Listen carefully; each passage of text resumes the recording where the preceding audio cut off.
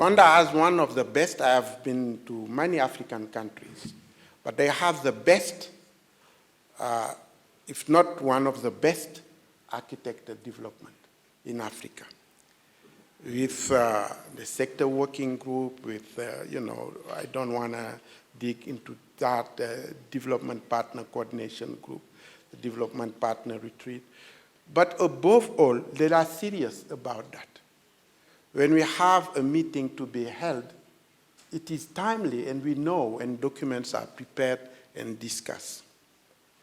And that's very important. And they are totally aligned with Paris agenda, Accra, and Busan, which is looking at 4 important aspects. One is ownership.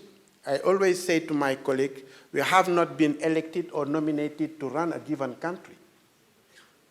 And the ownership is important. They know their development agenda. We are here to support and discuss. Focus on results.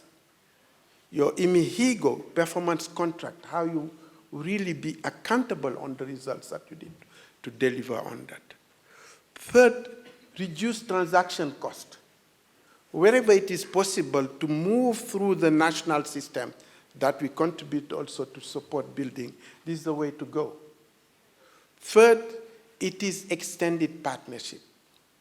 What I mean by that, you have a very strong, they moved from aid policy to cooperation policy, which means a lot. Because in the early 2000s, contribution on the budget was about 50 to 60% from development partners. Now, the last donor performance assessment we are seeing that the country is moving on mobilizing domestic resources. And that's very critical on sustainability. Now, what we are doing together before not taking too much of the time.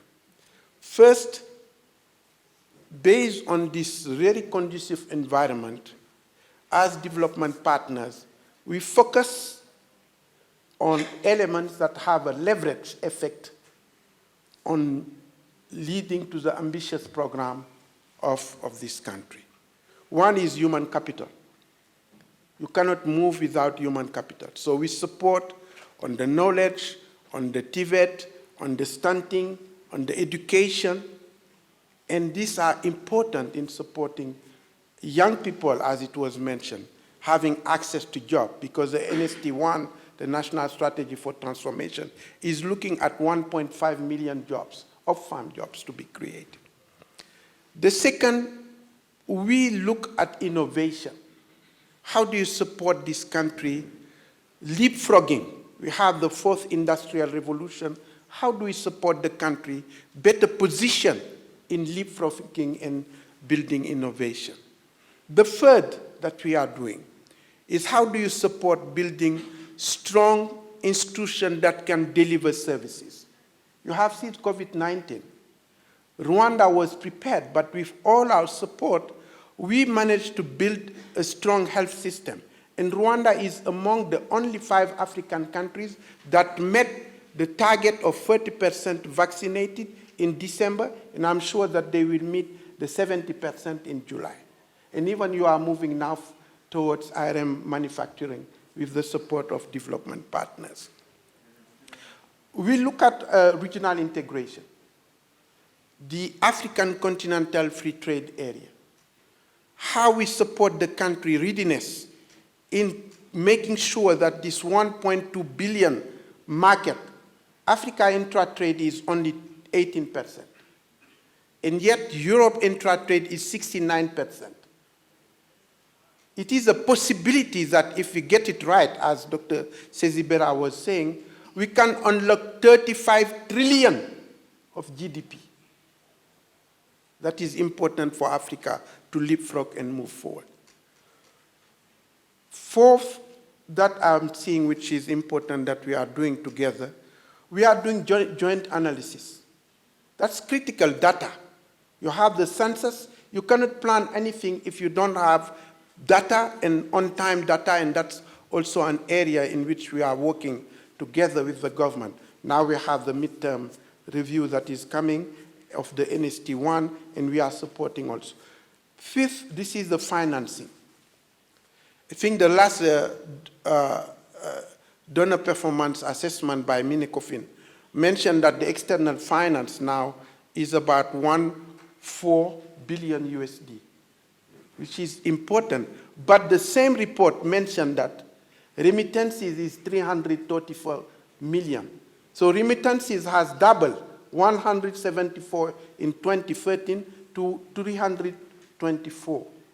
That is showing also an area where we are working together to support how you unlock the diaspora involvement and remittances on that matter. That's also an area that we think is important.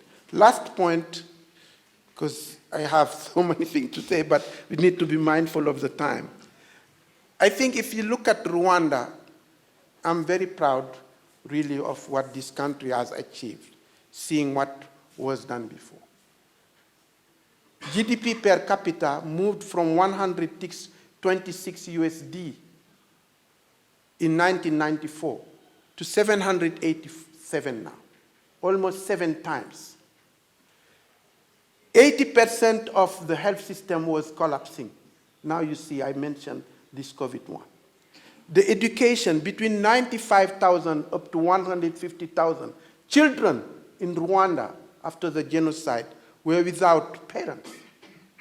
Now we have net enrollment in education, 98% for girls and 97.6% for boys.